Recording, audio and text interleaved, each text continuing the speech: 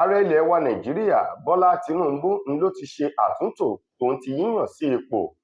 àwọn lọ́gàálọ́gàá kan ní ẹ̀ka iléeṣẹ́ ìjọba àpapọ̀ ní orílẹ̀-èdè wa Nàìjíríà, èyí tí fífọwọ́ sí yíyàn sípò rẹ̀ tó ń lọ bí àwọn ènìyàn 26 léyìí tó mú káàkiri ìpínlẹ̀ gbogbo kí wọ́n lè máa jẹ́ alága àti olùdarí àwọn iléeṣẹ́ ìjọba àpapọ̀ ọ̀hún ní orílẹ̀-èdè wa Nàìjíríà, níbi tí a ti rí gómìnà tẹ́lẹ̀ rí ní ìpínlẹ̀ Èkìtì Ayọ̀délé Fáyọ̀ṣe tó jẹ́ ọ̀kan nínú àwọn ènìyàn tuntun ọ̀hún tí wọ́n ṣẹ̀ yàn sí ipò. Nínú ọ̀rọ̀ náà, èyí tí ẹni tó jẹ́ olùdámọ̀ràn pàtàkì sí ààrẹ lórí ọ̀rọ̀ ìròyìn àti ọgbọ́n inú Ọ̀gbẹ́ni Báyọ̀ Ọ̀nànúgà fi léde nínú ọ̀sẹ̀ yìí tí ṣe ọjọ́ Ajé, níbẹ̀ ni wọ́n ti ṣe lálàyé wípé gómìnà tẹ́lẹ̀ rí ní ìpínlẹ̀ Èkìtì Ayọ̀ Fáyọ̀ṣe òun ni alága ìgbìmọ̀ kan èyí tó rí sí ọ̀rọ̀ iná nílẹ̀ yìí, èyí tí wọ́n pè ní Rural Electrification Agency REA. Ayọ̀délé Fáyọ̀ṣe ni wọ́n fi ṣe alága rẹ̀ pẹ̀lú ìrànlọ́wọ́ àwọn ènìyàn yòókù Alhaji Adamu Abubakar, bákan náà onímọ̀-ẹ̀rọ Ilyasu Ibrahim Makinta tó ń ti àwọn ènìyàn yòókù èyí tí wọ́n fi sí ẹ̀ka èyí tí ó máa rójú tí ó sì máa ṣe àmójútó ọ̀rọ̀ iná ní àwọn ẹsẹ̀ kùkú gbogbo ní orílẹ̀-èdè wa Nàìjíríà, pẹ̀lú àwọn ipò yòókù èyí tí ààrẹ Tinubu ṣẹ̀yàn àwọn ènìyàn sí. Gbogbo rẹ̀ pátá ni Ọ̀nànúgà fi léde fún àwọn oníròyìn tó ń ti ipò tí wọ́n dì mú káàkiri ilẹ̀ yìí. Àjọ tó ń ṣe ìwádìí ìwà ìbàjẹ́ àti àwọn ìwà búburú míì tó pọ̀lẹ̀ ní orílẹ̀-èdè yìí, èyun ICPC, àwọn ni wọ́n ti bẹ̀rẹ̀ ìwádìí ọ̀fínkíníntò lórí ẹni tó jẹ́ olórí òṣìṣẹ́ sí ààrẹ ilẹ̀ yìí Ọ̀gbẹ́ni Fẹ́mi Gbàjàbíàmílà. Ní ọjọ́ Ajé tí ṣogúnjọ́ oṣù keje ọdún yìí, òun náà ni Fẹ́mi Gbàjàbíàmílà ló yọjú sí àjọ ICPC fún ìfọ̀rọ̀wánilẹ́nuwò lórí ọ̀rọ̀ kan èyí tó ta kókó tó sì lọ́mọ lẹ́sẹ̀,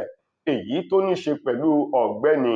Adéníyì Adéyẹmí Matthew, èyí tó jẹ́ ayédèrú ọ̀gá àgbà àjọ kan èyí tí ṣe ti èyí tí wọ́n pè ní ti iléeṣẹ́ ìjọba àpapọ̀ ilẹ̀ wa, tí wọ́n ní kí Ọ̀gbẹ́ni Gbàjàbíàmílà kó wá ṣàlàyé ohun tó mọ̀ lórí ẹ̀ka iléeṣẹ́ ìjọba ayédèrú ọ̀hún tí wọ́n pè ní Presidential Foreign Intervention Promotion Council PFIPC, èyí tí Matthew Adéníyì jẹ́ ọ̀gá àgbà fún, tí wọ́n sì ní iléeṣẹ́ náà kò sí nínú àkọọ́lẹ̀ ìjọba àpapọ̀ ilẹ̀ wa Nàìjíríà, wípé ayédèrú tí wọ́n sì fi ń parọ́ láti gbowó lọ́wọ́ ìjọba ni. Nínú ọ̀rọ̀ èyí tí Ọ̀gbẹ́ni Adéyẹmí Matthew sọ, ó ní yíyàn sí ipò òun àti ẹ̀ka iléeṣẹ́ ìjọba náà Gbàjàbíàmílà mọ̀ sí. Ìdí rèé tí Gbàjàbíàmílà tí àjọ ICPC ṣe ránṣẹ́ pé kó wá ṣàlàyé ohun tó mọ̀ nípa ọ̀rọ̀ náà gẹ́gẹ́ bí àṣẹ ààrẹ Bọ́lá Tinubu, èyí tí àjọ ICPC ọ̀hún tẹ̀lé, wípé gbèdéke 30 ọjọ́ ńláàrẹ Tinubu fún àjọ ICPC láti ṣe ìwádìí ọ̀fínkíníntò lórí gbogbo ọ̀rọ̀ èyí tó lọ́mọ́ ẹ̀ka iléeṣẹ́ ayédèrú ìjọba àpapọ̀ ọ̀hún lẹ́sẹ̀, kí wọ́n sì mọ gbogbo àwọn ènìyàn èyí tó lúgọ sínú òkùnkùn tí wọ́n fẹ́ máa ba orúkọ ọ̀hún jẹ́ o, wípé láàrin gbèdéke 30 ọjọ́ yìí òun nílò láti rí àbájáde lórí tábìlì òun. Gbogbo àwọn tí ọ̀rọ̀ ọ̀hún sì kàn iná ní àjọ ICPC ni wọ́n ránṣẹ́ pé tí wọ́n sì ń ṣe ìwádìí ọ̀fínkíníntò lórí kálukú wọn, léyìí tí wọ́n ló kan ilé ìfowópamọ́ àgbà ilẹ̀ wa CBN, wípé ọ̀rọ̀ náà ó kàn wọ́n gbọ̀ngbọ̀n káwọn náà wá ṣàlàyé ohun tí wọ́n mọ̀ nípa rẹ̀. Ọjọ́ Ajé ọ̀sẹ̀ yìí ni Gbàjàbíàmílà yọjú síbẹ̀ lẹ́yìn ìfọ̀rọ̀wánilẹ́nuwò èyí tí wọ́n ṣe fún ńlájọ ọ̀hún ní kó padà sẹ́nu iṣẹ́, tí wọ́n bá tún nílò rẹ̀ wọn yóò ránṣẹ́ sí Gbàjàbíàmílà. Wàyí o, ìwádìí ọ̀hún sì ń tẹ̀síwájú láti lè mọ gbogbo kúlẹ̀kúlẹ̀ ohun tó lọ́mọ́ ọ̀rọ̀ ọ̀hún àti ohun tó ní ṣe, kí wọ́n lè dá èsì padà sí ọ̀dọ̀ ààrẹ Bọ́lá Ahmed Tinubu.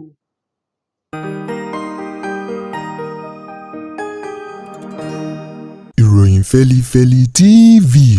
àjààbálẹ̀ làwọn ìròyìn ti wà, máa wò lóòrèkóòrè.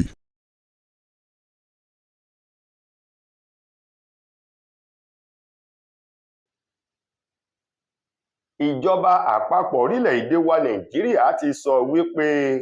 owó kan èyí tí wọ́n ní ìjọba àpapọ̀ ilẹ̀ yìí ti jẹ gbèsè rẹ̀ pàápàá jù láàrin ọdún mẹ́ta èyí tí ààrẹ Bọ́lá Tinubu tó dórí ipò. Owó náà ló lọ tírílíọ̀nù lọ́nà ọgọ́rin náírà 80 trillion naira gẹ́gẹ́ bí gbèsè èyí tí wọ́n ní ààrẹ Tinubu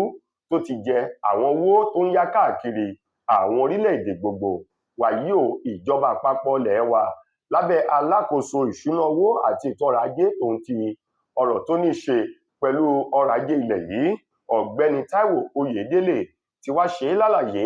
níwájú àwọn ọmọ ilé ìgbìmọ̀ aṣòfin àgbà ilẹ̀ wa, àwọn ìgbìmọ̀ tí wọ́n gbé kalẹ̀ lórí ìwádìí gbèsè ọ̀hún wípé kí wọ́n wá ṣàlàyé ohun tí wọ́n mọ̀. Wàyí o, nínú ọ̀rọ̀ èyí tó ti ẹnu Táíwò Oyèdélé, alákòóso fún ìṣúná owó àti ètò ọrọ̀ ajé ilẹ̀ yìí, tí ó tẹnu rẹ̀ jáde ní ọjọ́ ajé ọ̀sẹ̀ yìí, níbẹ̀ ló ti ní àwọn ìròyìn ẹlẹ́jẹ̀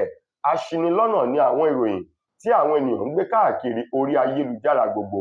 Ó ní lótìtọ́ àti lódodo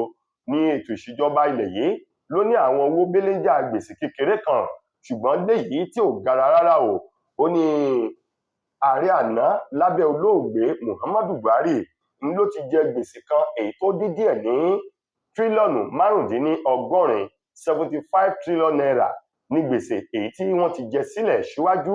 kí ààrẹ Tinubu tó gba ìjọba ní oṣù karùn-ún ọdún 2023. Ó ní owó yìí ni wọ́n ṣírò rẹ̀ pọ̀ mọ́ owó èyí tí ààrẹ Tinubu tó lò láti fi tún ètò ọrọ̀ ajé ilẹ̀ yìí àti owó náírà wa èyí tó ti di owó ẹ̀tẹ́ níwájú owó ilẹ̀ òkèrè tí í ṣe dollars. Báyìí ó ní owó náà òun ló ń lọ bíi tírílíọ̀nù lọ́nà ogójì náírà. Ó ní èyí ni wọ́n rò pọ̀ mọ́ gbèsè èyí tó wà ní ilẹ̀ tẹ́lẹ̀tẹ́lẹ̀ tí wọ́n fi ń sọ wípé gbèsè èyí tí Tinubu jẹ ó ti lé ní tírílíọ̀nù lọ́nà ọgọ́rùn-ún náírà. Nínú ọ̀rọ̀ Oyèdélé o, ó ní òun rọ gbogbo àwọn ọmọ Nàìjíríà láti máa ṣe ìwádìí kí wọ́n sì di òtítọ́ inú rẹ̀ mú. Bákan náà kí wọ́n jìnnà sí gbígbọ́ àti títan àkànkálẹ̀ àwọn ìròyìn aṣinilọ́nà tó lè dá wàhálà rúkèrúdò sílẹ̀ káàkiri ilẹ̀ yìí. Ọwọ́ iléeṣẹ́ ọlọ́pàá ìpínlẹ̀ Èkó ló ti tẹ àwọn afurasí jàǹdùkú ọ̀dọ́ èyí tó lé ní 100 báyìí láwọn ààyè kan èyí tí àwọn jàǹdùkú ọ̀hún tí wọ́n máa ń sá pamọ́ sí o fún iṣẹ́ ibi wọn. Gẹ́gẹ́ bí alukoro iléeṣẹ́ ọlọ́pàá ìpínlẹ̀ Èkó eyín Abímbọ́lá Adébísì bó ti fi ọ̀rọ̀ ọ̀hún léde ní ọjọ́ ajé ọ̀sẹ̀ yìí lólú iléeṣẹ́ ọlọ́pàá ọ̀hún tó wà ní Ìkẹjà ní ìpínlẹ̀ Èkó ṣe lálàyé wípé tó ń tí àwọn ìròyìn kan tó jinlẹ̀ dáadáa èyí tí wọ́n ta àwọn ọlọ́pàá lólobó rẹ̀ èyí ló mú iléeṣẹ́ ọlọ́pàá ọ̀hún ṣe àṣeyọrí lórí àwọn ọ̀dọ́ jàǹdùkú ọ̀hún èyí tí wọ́n rí ọwọ́ he bí ẹni he ìgbín lára igi ọ̀gẹ̀dẹ̀. Ó ní ààyè kan èyí tí wọ́n pè ní ààyè ìdálẹ̀sí tí wọ́n pè ní bólà èyí tó wà nílé epo Òkè Odò ní ìlú Èkó. Ó ní níbẹ̀ èyí ni wọ́n ya bòbò báyìí tí àwọn ọlọ́pàá sì rí àwọn ọ̀dọ́ ọ̀hún tó pọ̀ lọ́pọ̀ yanturu. Ó ní lára àwọn ohun tí wọ́n rí gbà kúrò lọ́wọ́ wọn ní àwọn ọta ìbọn èyí tó lé ní 20, àdá lóníranran tóun náà gbẹnulé 20, bákan náà àáké àti àwọn ọ̀bẹ ìléwọ́ tí wọ́n fi ń ṣiṣẹ́ ibi tó fi mọ́ oògùn abẹnugọ̀ngọ̀ àti àwọn oògùn olóró.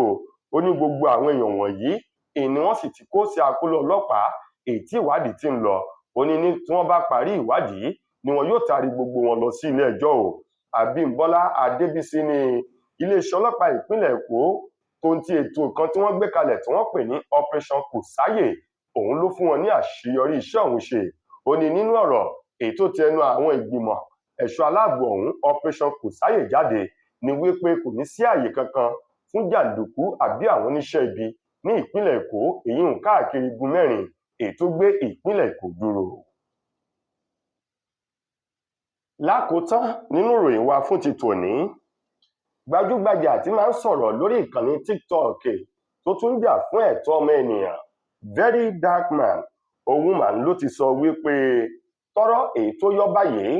David Adeleke tá a mọ̀ sí Davido kò fún òun bẹ́ẹ̀ sì rèé kò ṣe ìrànwọ́ kankan fún ètò tó ń gbé kalẹ̀ èyí tó ń ṣe àtìlẹ́yìn fún àwọn èyí tó kù díẹ̀ fún káàtó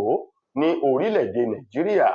Very Dark Man tó sọ̀rọ̀ yìí nínú fọ́nrán kan èyí tó fi léde ló ṣe é lálàyé wípé lótìtọ́ lódodo lọ́dún 2023 ni Davido ránṣẹ́ pé òun kóun wá yọjú sí ní ìpínlẹ̀ Èkó níbi tó ti gba àlejò òun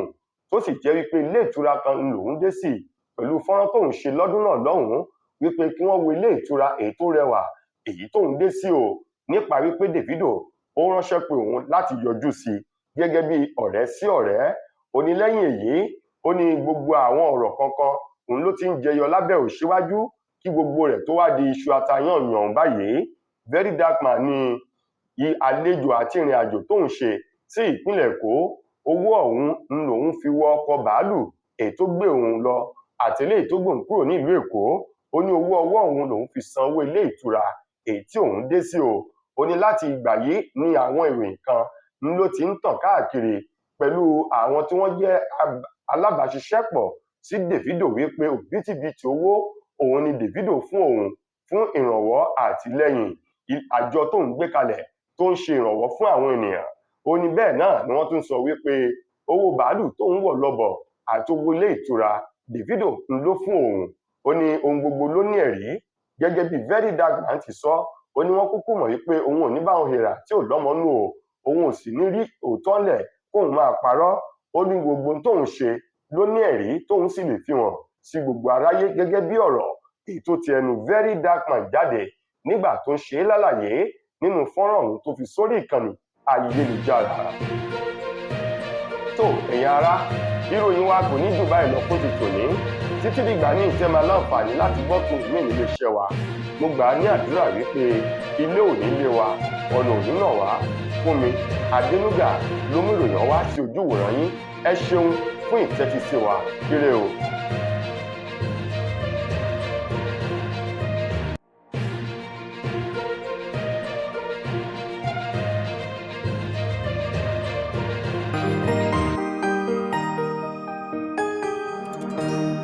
Ìròyìn Fẹ́lifẹ́li TV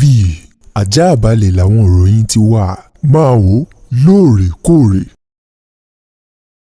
Mo kí gbogbo ojú tí wò mí ti ń gbọ́ mi jákèjádò orígun mẹ́rẹ̀ẹ̀rin àgbáyé. Orúkọ mi ni Ambassador Àkànfẹ́ Ìwò tí mo jẹ́ agbẹnusọ fún iléeṣẹ́ X2 Ultimate Herbal International Limited. Níléeṣẹ́ wa ń bì láti màmọ̀ dájú nǹkan kan tí eléyìnbó ń pè ní Health is Wealth, ìlera lọ́rọ̀. Kì í ṣàfẹnujẹ́ nìkan tá a bá ń gbọ́ ọ̀nì sétí, torí gbogbo lọ́gbọ̀ àwọn èèyàn ni wọ́n ń kojú àìsàn tí a pè ní ìfúnpá gíga. Ìdí nìyí tí iléeṣẹ́ X2 Ultimate Herbal fi ṣètò oògùn ìfúnpá gíga fún ní powder àti ní olómi. Kò tán síbẹ̀, oògùn ìtọ̀ ṣúgà ó wà ní iléeṣẹ́ X2 Ultimate Herbal International Limited ní powder àti ní olómi. Òun náà lẹ̀ ń wò yìí. Oògùn ọ̀pẹ́ ẹ̀yìn wà tí a ti ṣe lọ́jọ̀ fún ẹni tó bá ń kojú ọ̀pẹ́ ẹ̀yìn torí gẹ́gẹ́ bí ìṣòro. Iléeṣẹ́ wa níbí ní oògùn ẹ̀ tó lè bá wọn tán rẹ̀ lójú ọgbọ́n. Bákan náà, ogunlọ́gọ̀ àwọn èèyàn ni wọ́n jẹ́ oníbìísí tí wọ́n ti rora wọn pín wípé Ọlọ́run ò lè ṣe, ṣùgbọ́n tó jẹ́ pé àìsàn kan sómìíràn ní kọjú ọmọ bíbí wọn. Ó wà ní iléeṣẹ́ X2 Herbal International Limited fún